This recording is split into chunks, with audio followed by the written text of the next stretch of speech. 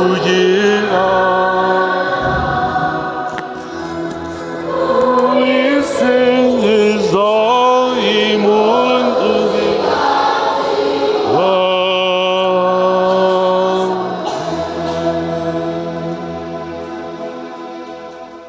ku izina ry'Imana Data na Mwana na Roho Mutagatifu.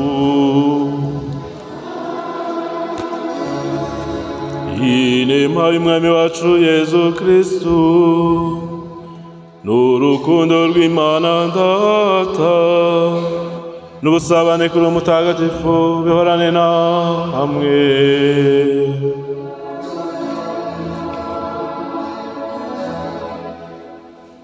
Kristu Yezu akuzwe bavandimwe, babyeyi, barezi, bana bacu, duteraniye hano mu ngoro ntagatifu ngo duhimbaze umunsi mukuru wa Mutagatifu Geregori wa mbere ikirangirire, umurinzi w'urugo rwacu, umurinzi w'ishuri ryacu.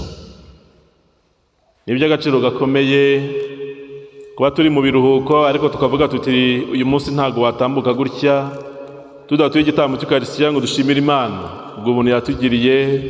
Imana yaduhaye gusoza umwaka w'amashuri, Imana yaturinze mu biruhuko, kandi Imana iduhaye guhimbaza uyu munsi mukuru w'ishuri ryacu twitegura no gutangira umwaka mushya w'amashuri. Mumfashe duhe Imana amashyi n'impundu.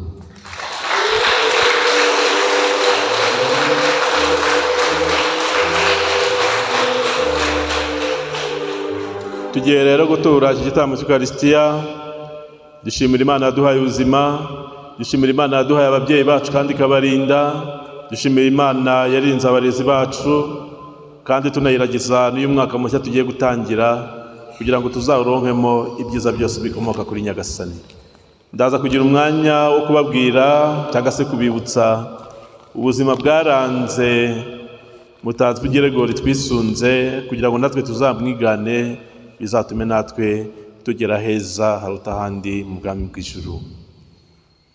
Ni mu cyaro twanga ibyaha byacu kugira ngo dushobore kumva ijambo ry'Imana no gutura iki gitambo cy'Ukaristiya dufite umutima usukuye. Nemereye imbere y'Imana ishobora byose, nacumuye rwose, ibyo natekereje, ibyo navuze, ibyo nakoze, ibyo ningagije gutunganya, kuko naracumuye rwose. Icyo gituma nibyigamara Mutagatifu Uwiteka n'abamarayika bose n'abatagatifu bose namwe bavandimwe ngo musabire kuri Nyagasani Imana yacu. Imana ishobora byose nitubabarire dukize ibyaha byacu maze izatugeze mu bugingo bw'iteka.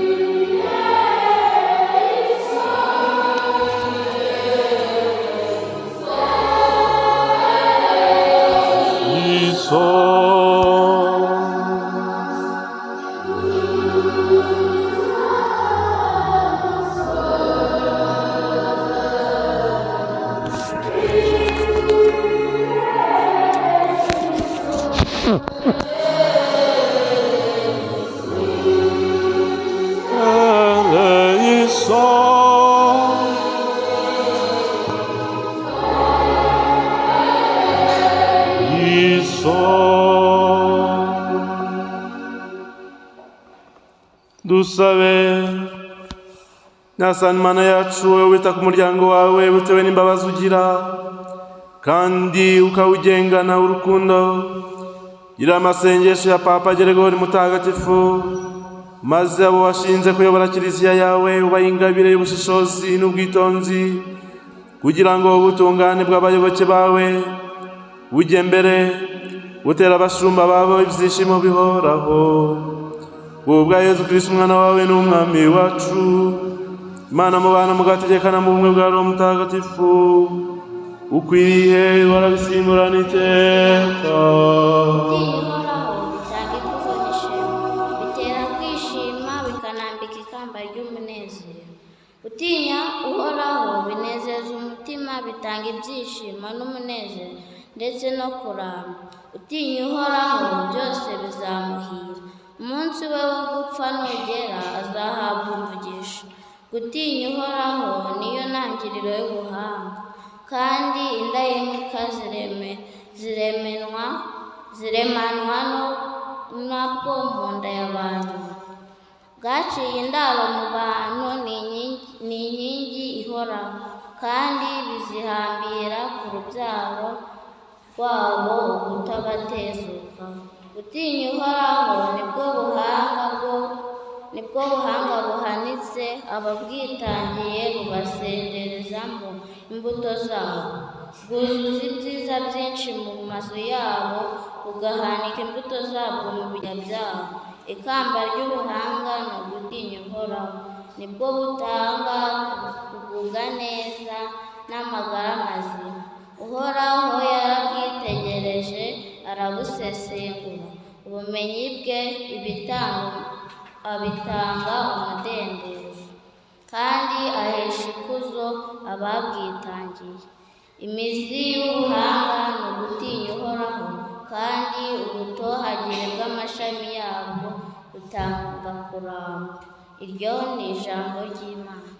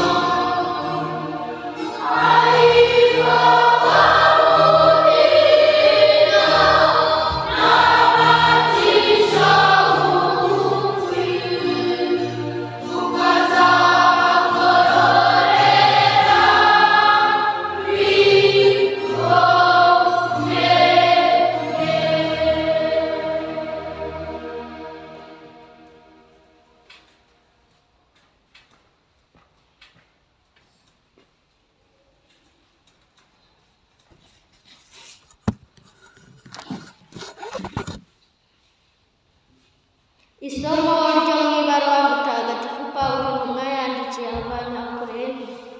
Bavandimwe, Roho w'Imana akenera byose kugeza no ku mayobera y'Imana.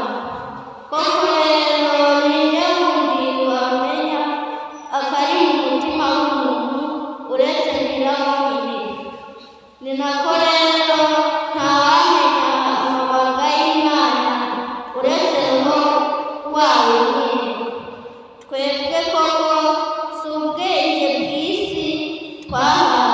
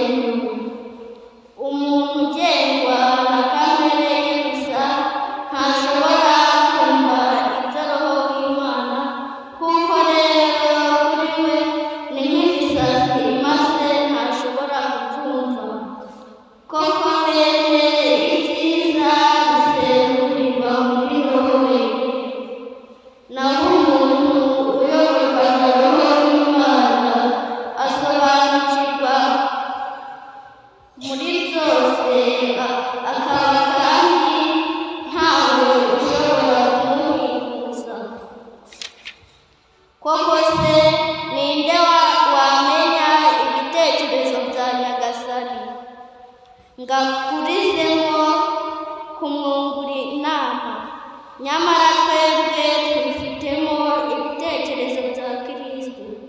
Iryo ni ijambo ry'Imana.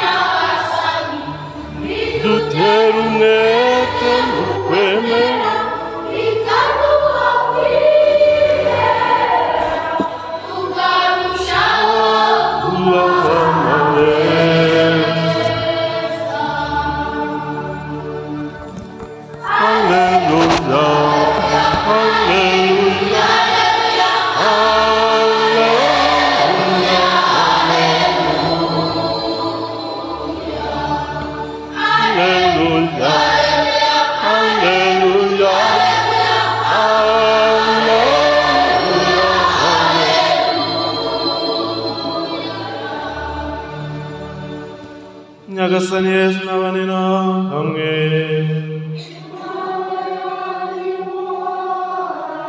Amagambo yo mu Ivanjili ntagatifu uko yanditswe na Luka.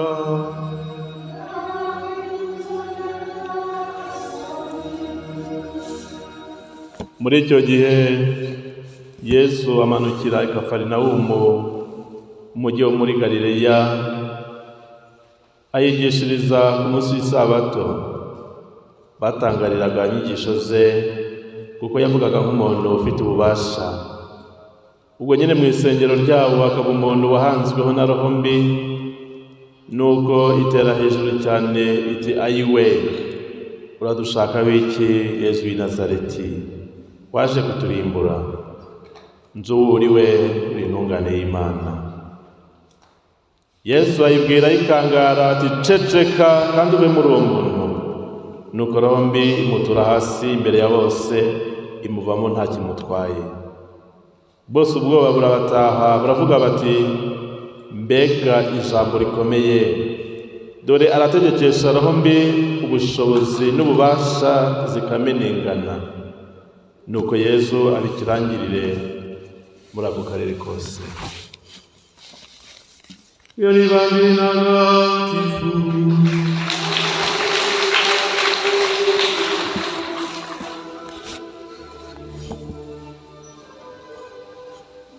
Ngo nuko Yesu abikirangirire muri ako karere kose. Mwabyumvise?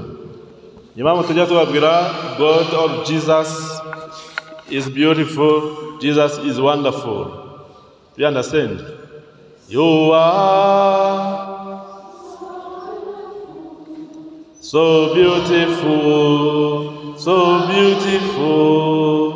You are so beautiful, so beautiful, so beautiful. Our God is good all the time. Our God is good all the time. Our God is good all the time. All the time. God is good. You are so wonderful, so wonderful, so wonderful. You are so wonderful, so wonderful, so wonderful. Our God is good all the time. Our God is good all the time. Our God is good all the time. All the time. God is good. Uyu munsi twumvise ngo Yesu yabaye ikirangirire kubera ko yakoraga ibitangaza akirukana roho mbi agakiza n'abarwayi batandukanye. Sibyo ra? Uyu munsi turahimbaza mutagatifu nde? Geregori, nawe wabaye ikirangirire. Yesu yabaye ikirangirire, ariko na Geregori wa mbere ikirangirire kubera amateka yamuranze. Isomo rya mbere mu gitabo cya mwene Siraki twumvise gutinya Uhoraho nibwo bwenge. Gukora ibishimisha Imana nibwo bwenge. Kuba amategeko y'Imana, ukubaha ababyeyi bawe, ukubaha abarezi bawe, nabyo bituma umenya ubwenge mu ishuri kandi no mu buzima busanzwe ukitwara neza. Haleluya. Mutagatifu Geregori rero ni ukubibutsa ibyamuranze, ndakeka ko mubizi neza. Geregori yavukiye hehe? Yavukiye hehe? Ntabwo mubizi se? Ntabwo mubizi? Noneho mu gihe kaba nk'aba mwana w'umuswa, mwarimu yajyaga abaza akanga kuzamura, noneho mwarimu aza kubaza ikibazo cyoroshye. Rimwe guteranyaho rimwe ni kangahe? Abakizi muzamure hejuru. Rimwe guteranyaho rimwe ni kangahe? 1 + 1 eko 1 + 1 eko. Muzamure nyine abakizi. Njye ndakizi nazamuye. Nabo batakizi. Abakizi muzamure hejuru. Ndabona mwese mwazamuye. Wa mwana nawe w'umuswa aza kuzamura. Rimwe guteranyaho rimwe ni kangahe? Metecha. Arangije karazamura hejuru. Noneho mwarimu arakabaza ngo babandi bose baramanura. Njyewe se mwari, njye ubajije, njyewe. Rata mwari ntacyo nzi, nagusukaga. Mwari ntacyo nzi. 1 + 1 eko 2. Ndabajije, Geregori yavukiye he? Yavukiye mu Ruhabwa? Imwezi?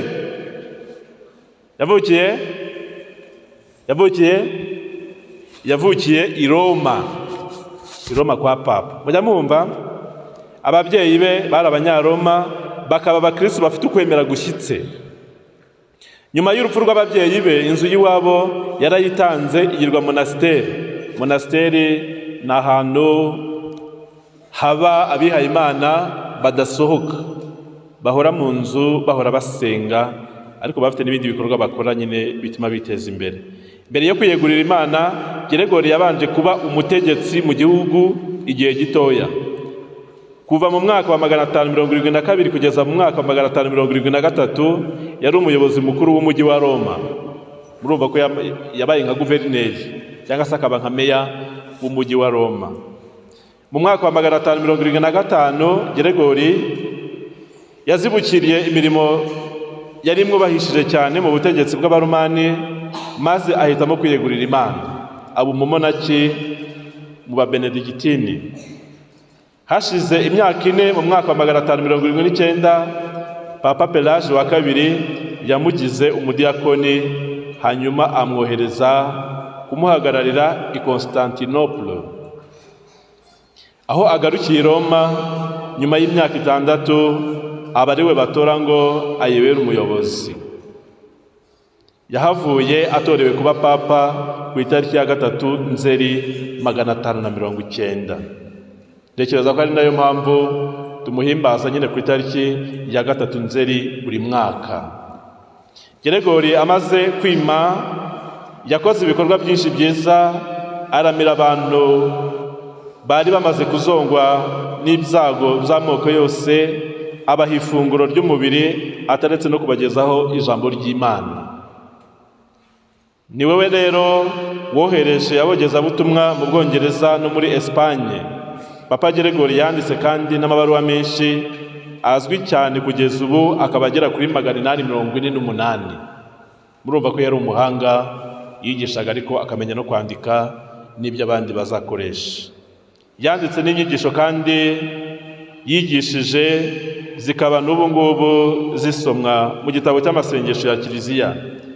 Papa Geregori kandi yakomeje kugira umutima nk'abamonaki ataretse no kuba umugaba w'ubusabaniramana mu bantu. Geregori yabaye umwe mu barimu ba Kiliziya b'ibirangirire. kimwe na Ambrose, Augustine ndetse na Yeronimo. Ibyo rero ibyaranze Mutagatifu Geregori wabaye umutegetsi ariko akabireka akaba wihaye Imana mu monaki, ndetse kugeza ubwo atorewe kuba papa, umushumba wa kiliziya ku isi yose. Bana rero namwe ntimukajye mwisuzugura, birashoboka ko nimwemera kurerwa neza mugakura mutinya Imana nk'uko twabyumvise, Imana izabakoresha iby'ubutwari, ndetse mwakurikira Yezu munamukurikiza mu buzima bwanyu, akazabakoresha iby'ubutwari, agahindura amateka yanyu ndetse n'ay'imiryango yanyu, mukabaho mwishimye kandi mushimisha Imana. Nifuriza rero buri wese, umuyobozi w'ishuri, ababyeyi, abarezi, twese nta n'umwe uduhemutsemo, kujya twisunga abatagatifu, twiyambaza uko bwije n'uko bukeye. Uyu munsi kiliziya ikaba yaduhaye Mutagatifu Geregori umurinzi wacu, tumwigireho rero imvugo n'ingiro kugira ngo natwe Nyagasani azaduhe kugira iherezo ryiza. Dukomeze rero kugira umunsi mwiza. Ni byiza ko twatangije igitambo cy'Ukaristiya, turizera ko n'ibindi byateguwe nabyo biza kugenda neza, kandi bikazatuma dutangira n'umwaka w'amashuri ku itariki 9 twishimye kandi dufite imbaraga dukomora ku b'ijuru. Mwese rero mukomeze kugira umunsi mwiza. Nyagasani Yezu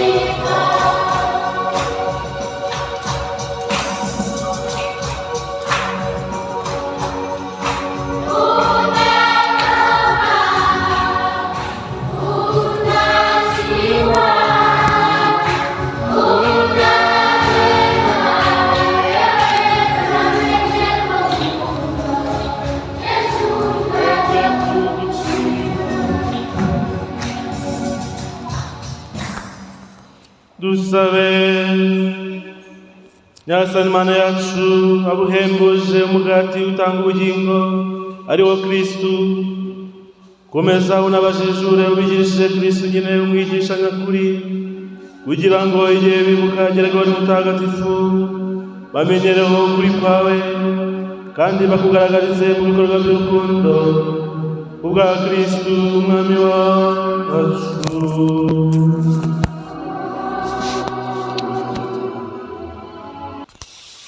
Nyagasani Yezu n'abane hamwe.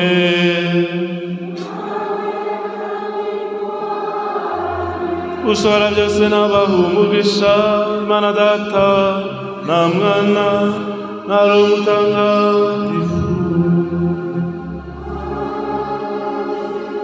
Nimujyane amahoro n'ibyishimo bya Kristo.